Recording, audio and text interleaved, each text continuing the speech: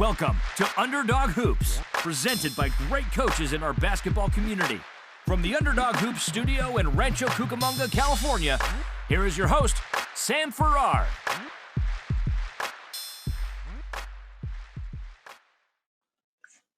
Hey Coach Sam here from Underdog Hoops. So today's podcast, we're going to pick up in part 2 with talking with Coach Garrett. And before we do that, though, we're going to go straight to our sponsor. But at least, or higher.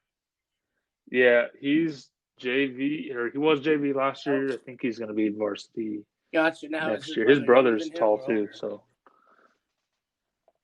Okay. His brother is 1 year older. Now, how long have you been coaching? Yeah. So, I've been coaching 5 years. Next year will be my 6th. And so I'm hoping to get a head coaching job there in a few years, but we'll see. Maybe the JV coach might leave. It might be the freshman coach. Who knows? But they've been talking about it. One of them wants to possibly go to his uncle's school, and then the other one is just his kids are out of now. Do you high guys school play a lot of prep schools next year? So just curious. I don't know. So no, we don't. Typically, we'll play like the schools around us for like in tournaments, and then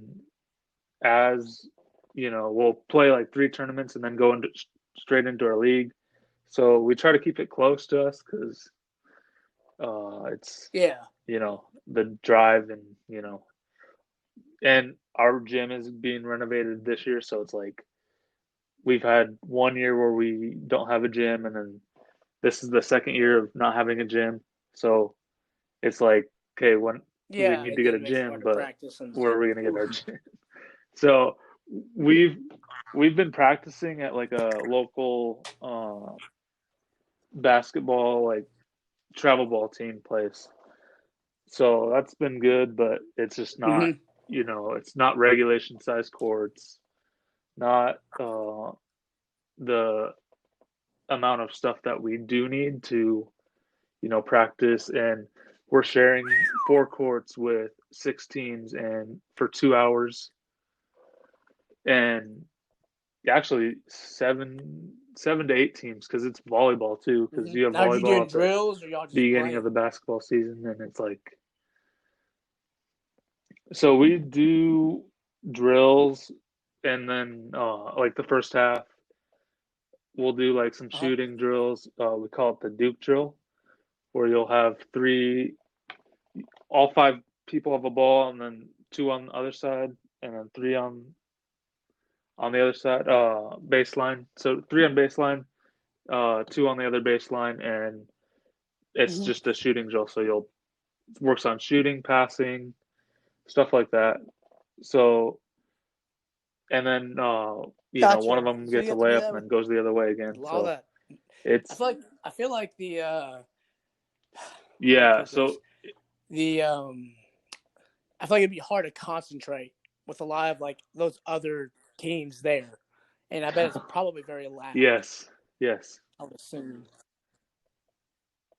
Yeah. So I mean, it is very loud, especially when volleyball is there. It's like, oh my gosh, it's so loud, and you're like, okay, guys, look over this way. Don't look at the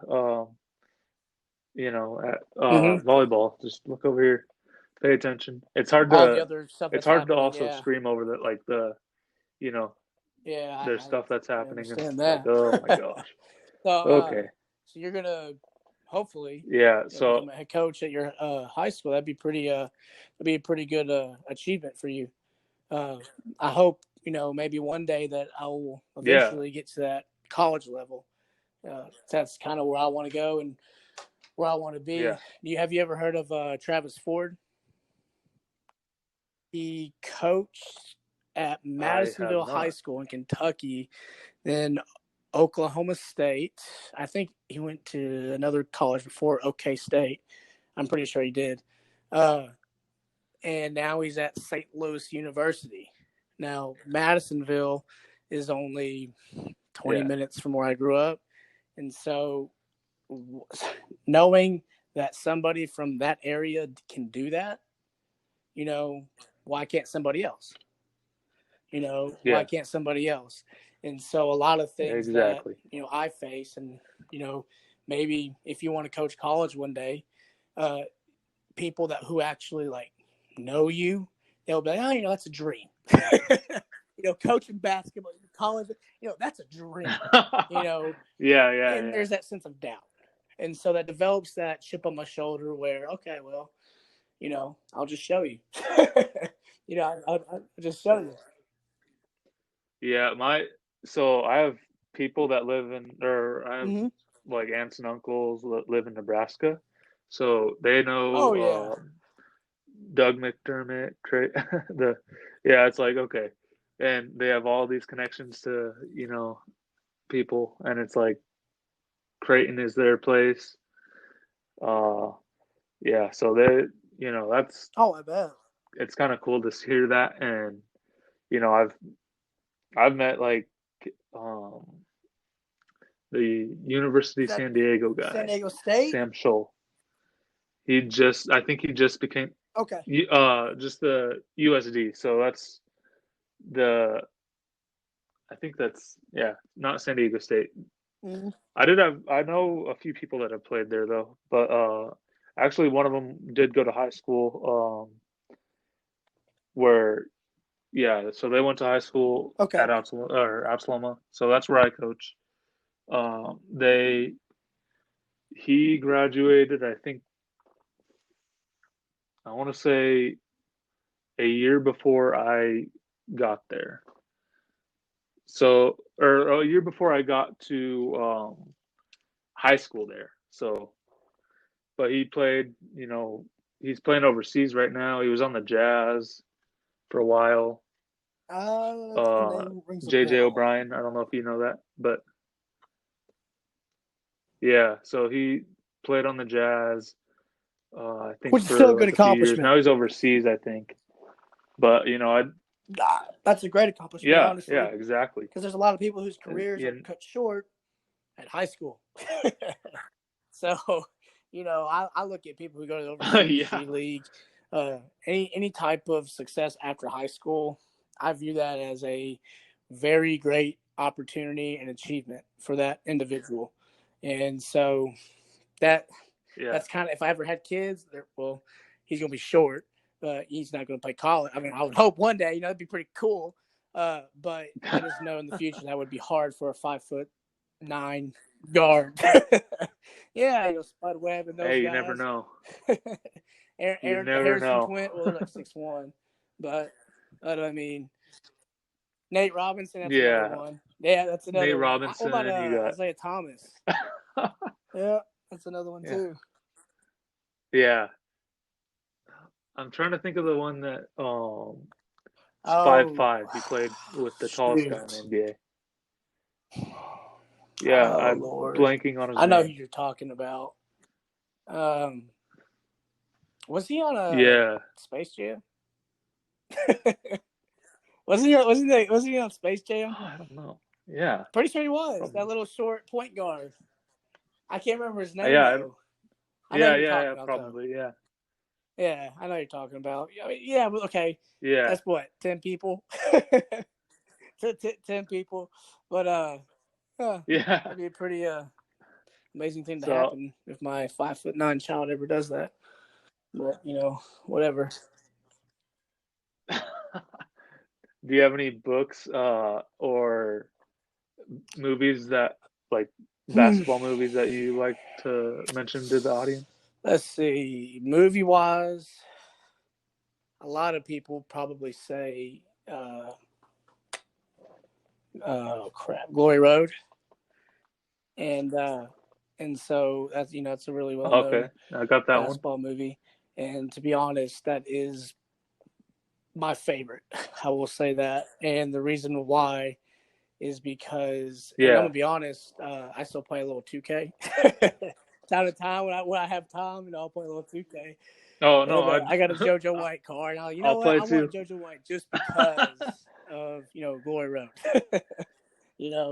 But the main reason why I really like that movie is because I'm a social studies major, and so I like that time period. I like the Okay. '60s, the civil rights movement. All Yeah, right. yeah.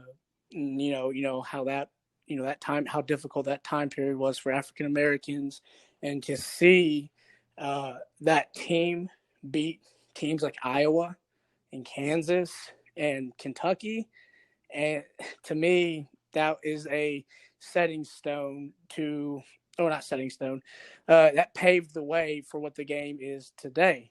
We have, African Americans, that was, I feel like that year was pivotal for African Americans.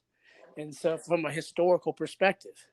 And so that is ultimately why I like that movie. And so I guess Coach Carter would probably be a tough, probably second. But according to, books, I honestly am going to be a little biased here. I really, really liked Bo Ryan's Swing Offense book that he made. It's about $40. And so I really like the Swing Offense. The reason why I like it is because it creates, if you have the right, players, of course, it creates a lot of mismatches. And, I've got a player who's in 7th grade. I talked to his dad last week. He told me he grew even more. I don't know how tall that is now. I'm pretty sure he said 6'5". But he was 6'3", 4", whatever it was. And he's one of my post players. And so in the swing offense, I feel like he would excel in that type of offense, because a lot of middle school teams, I'm not even going to say a lot of middle school teams, a lot of basketball teams switch. They switch on defense. You don't. Oh yeah. No, I can't. I cannot stand that. If my kid switch, It depends that's on not happening. who I'm playing. If I'm playing a team that's very athletic, I'm going to try to chance it with man-to-man. I will have, and it depends on their size, of course, as well. I will do switches, but it also just, like I said, it depends. Like if I think my 5 guys can, their 5 guys are all guardable, then okay, I'll do switches. But I would much rather hedge. I would much rather hedge and defend that slip and roll or slip or pop, whatever, option they decided to go with. I would rather do it that way, because when you hedge, that puts a lot more pressure on the person with the basketball. When they come off that screen, oh man, there's a guy right there. They can't go that way. That forces them to go back to backtrack. And so I would rather hedge personally. But I really liked Bo Ryan's book. I really thought he explained the swing offense very well. And so that's something I'd love to do in the future. Maybe run a couple sets out of that. But I've watched a couple DVDs. And when you get on YouTube, okay, I try to watch, or not just YouTube, really anything really. I try to watch like coaches clinics. Okay. And because when you watch the coaches clinics that are available online to actually watch, you don't have to buy any of them, you can actually learn a lot. And so I can't remember his name on the top of my head. South Carolina's coach. For South Carolina, the men's basketball coach. That Final Four run that they had a couple years ago? He taught a lot of on the line, up the line, man-to-man, full court press. On the line, up the line. Our team, my team was not like we're not athletic enough to do that, so we have to just say keep them in front. So more of like a pack line. We're containing. Defense. We're not going to let them go by. Kind of what Bennett does over at Virginia. I've watched a couple of his videos. My 1-2-2 is a little bit like Jay Wright over at Nova.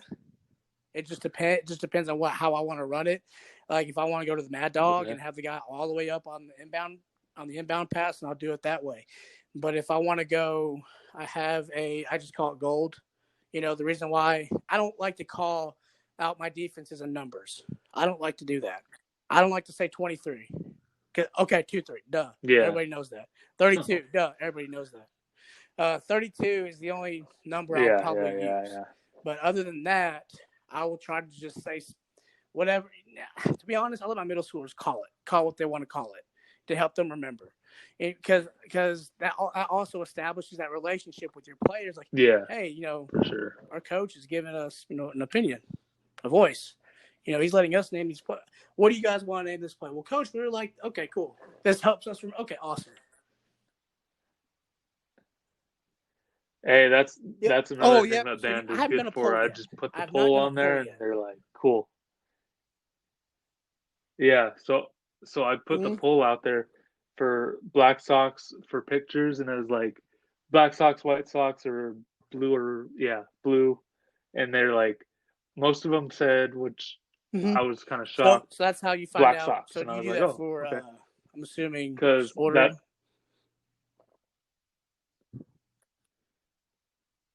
Well, just like to make sure that they wear that sock. I gotcha. The socks to the pictures, so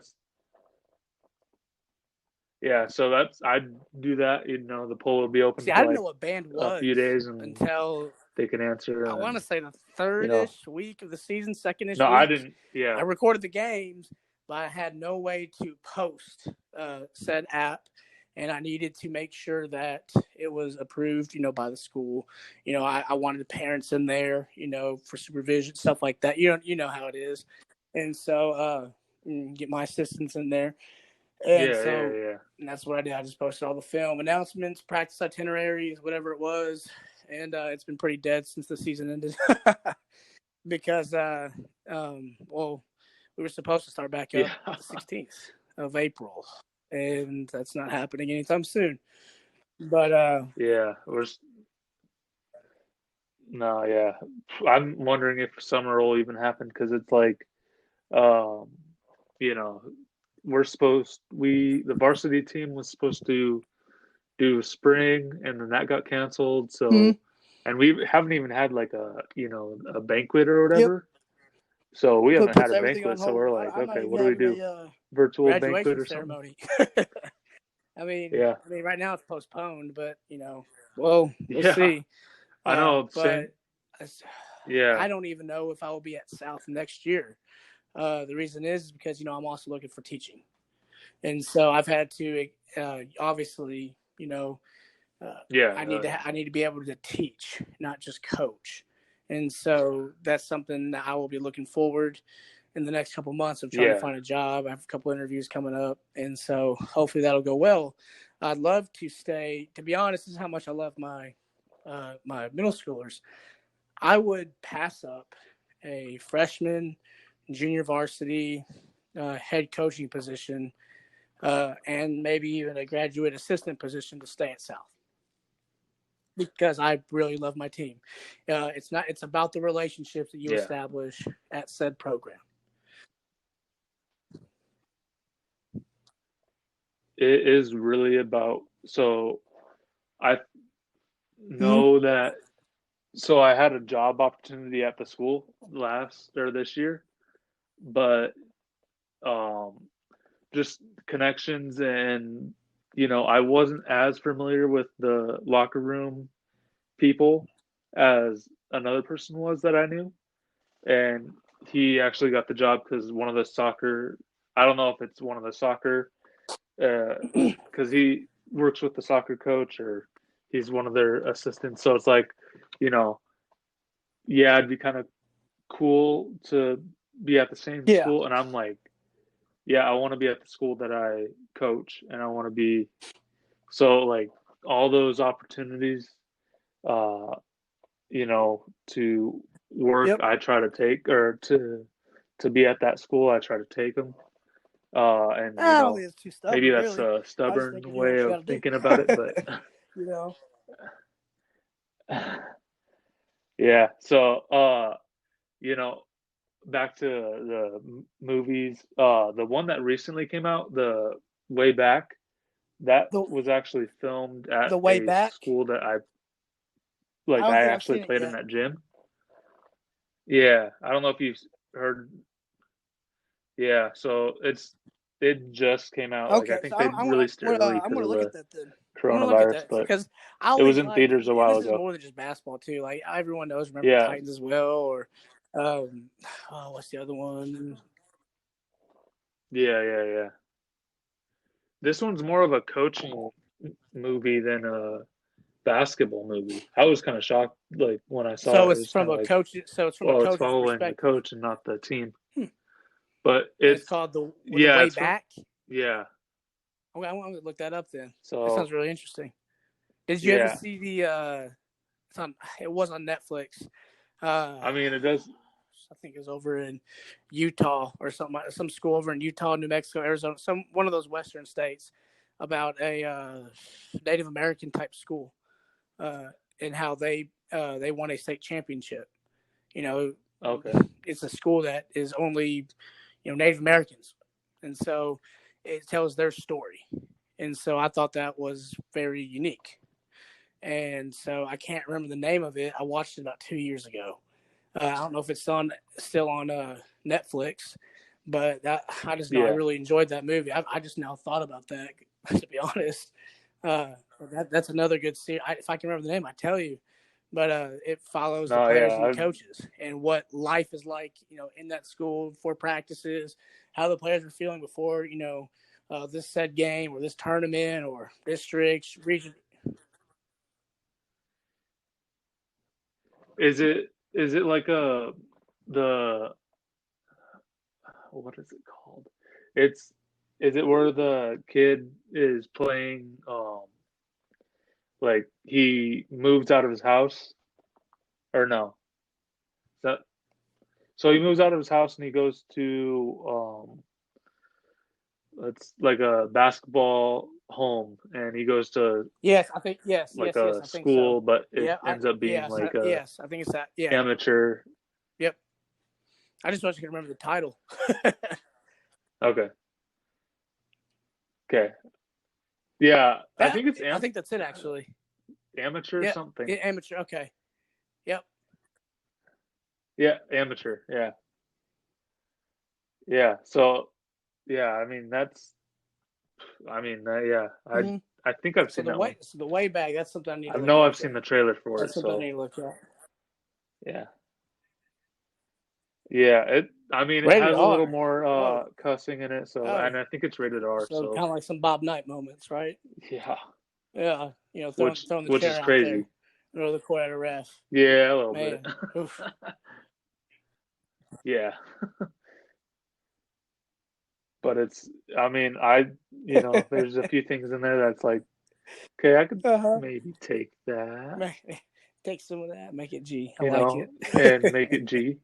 I tried to, and I've gotten a lot better at it. Yeah. At first, I didn't want to coach middle school. I want to be honest. I wanted to go straight to high school. That was just because, and once again, I'm not trying to be arrogant. That was because my patience with middle schoolers would be terrible compared to high schoolers. But after being around my middle schoolers and being around actually more middle, because I started at Fulton City, I learned to love coaching middle school basketball. I've actually really enjoyed it. And so that's something that I'm never going to take for granted. I'm glad that I started at the middle school level, because after I coached some games at the 8th, 7th, and 8th grade level, there were things that I'm not used to doing. Okay, calling a timeout, drawing a play up real quick. Okay, I haven't done a lot of that. Maybe during summer game, but it wasn't serious. Yeah. Okay, it was serious, but you know what I mean, like the vibe. Okay, you're actually in season.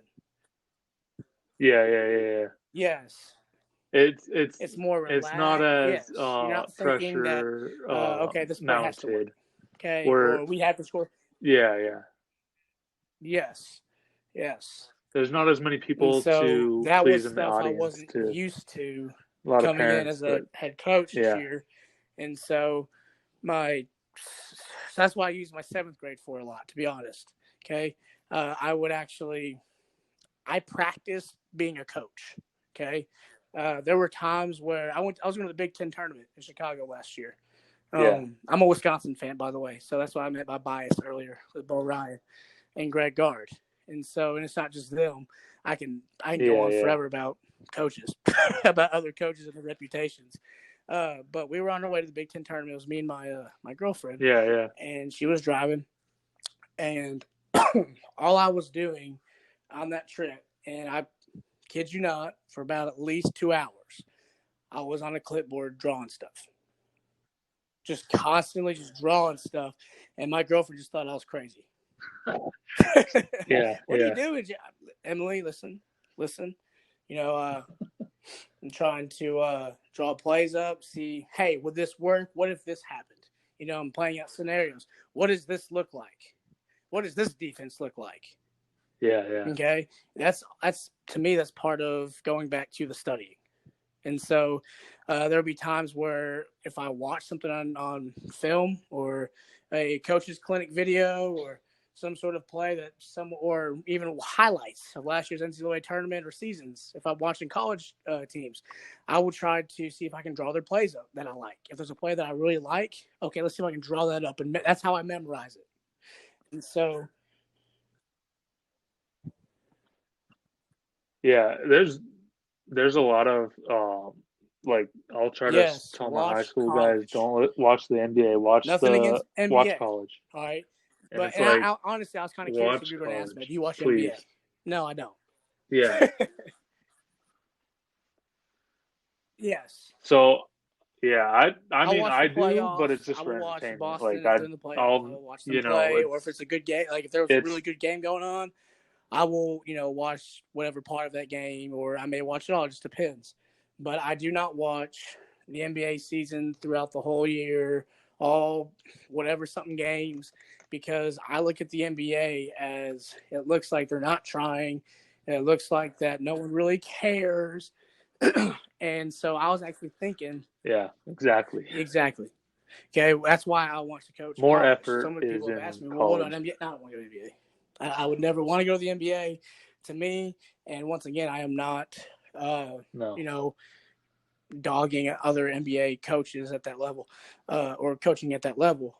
But I don't see the point in having, an NBA coach. I feel like they just make the substitutions. Okay. That's just the kind of way I look at it now. Yeah. Because I watched how John Beilein coached this year in the NBA. Great college coach, great X's and O's. He's used to be honest, I feel like his players probably just didn't want to listen to him at times, or a lot of times. But he wasn't used to the NBA environment. No, yeah. Okay. And so I feel like he's a good college coach. I would love, and I actually watched John Beilein a lot on film. And I honestly hated when Wisconsin played against him, especially during March. Oh Lord, I hate playing John Beilein late March, and I hate playing Izzo. I feel like they always have their teams ready to go, and so. But Beilein, not a good NBA coach. Another one. Yeah. And everyone's and all the Kentucky fans out there. Hope you hear this. John Calipari, not a good NBA coach. Okay, not a good NBA coach. Then people. I mean, if I really want to step another level, I'll talk about his college career. His college career, if you want. The what? Brad Stevens did. Yes, Brad decent Stevens in the transition. To me has done a phenomenal job. Brad going Stevens, from Butler to Celtics. Boston, and I'm so glad Boston got him. At first, I was hesitant. Yeah. We got a college coach. I don't know yet, but see what he has done. And so I've actually watched a couple of his highlights, and the plays that he draws up to win games are pretty dang good. Yeah. I mean, we use some of his stuff in our set, so it's really like there's no difference, and he runs a very good team. Hey, I like. So I can't argue with that, even Kobe if was my I'm a favorite Laker player, fan. to be honest, It's like, growing okay. up. And yeah, as I was growing up, and especially with the his death, obviously a couple months ago, when I saw that, I was with my girlfriend shopping for food, grocery shopping, and I got a text saying, "Hey, Kobe died." And this was literally within like a minute it happened. Like as soon as I'm talking, the article was published a minute, and it was the first article. I forgot what the source was. Yeah, I just know it was a source that you normally don't see. That's not a big brand name source. And so when I looked it up, I was like, man, I only seen this one article. I only see one article saying Kobe's dead. Yeah. But then once everything else started, coming in, all these other sources are starting to say Kobe's dead. That hit me hard. Okay.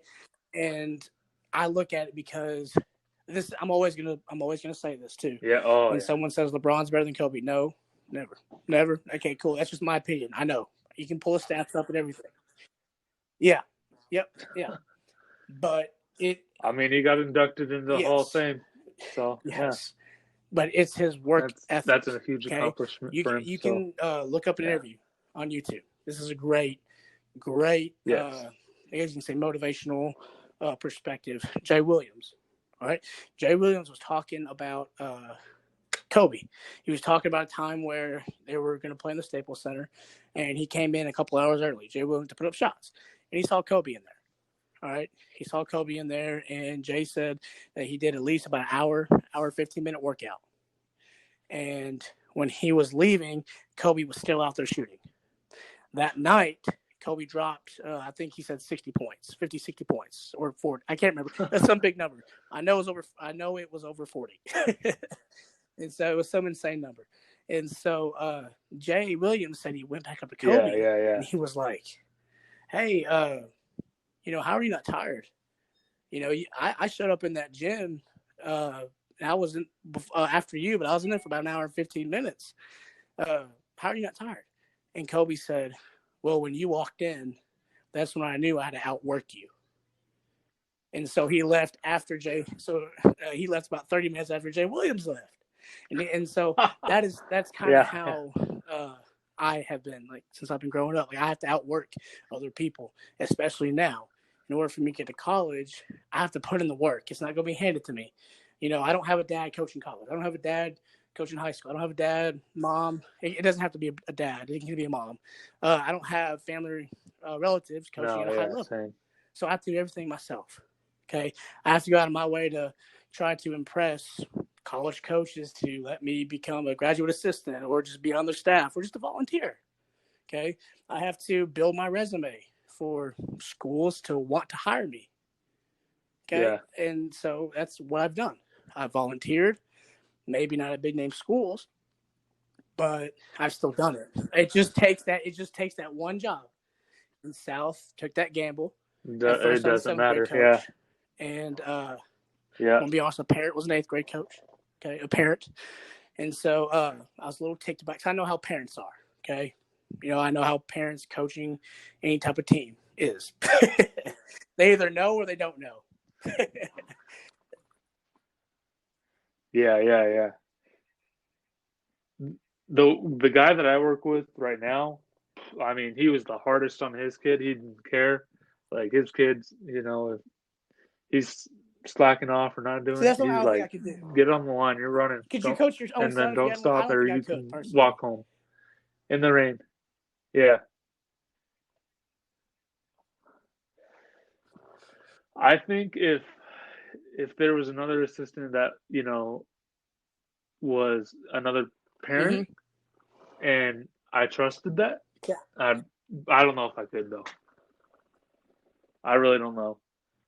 I would probably try. I'd do the whole, okay, you want to go outside. And then if I couldn't do some workouts. You want to go to the gym? I'll do that. Yeah. I'll do that. But I don't think I would ever want to coach my son at really any sport that's like actual, like being serious. For high school, I don't think I could. And the reason why is because I feel like my son, and this all just depends. This is just speculations, of course. I just feel like my son would maybe feel pressured. Okay.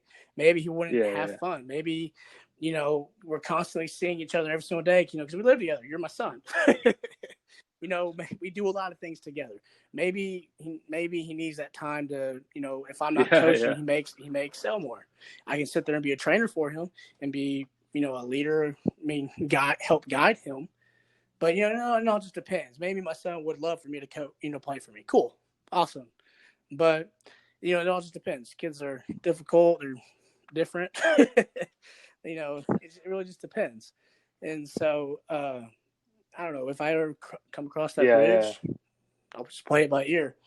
But anyway, that's I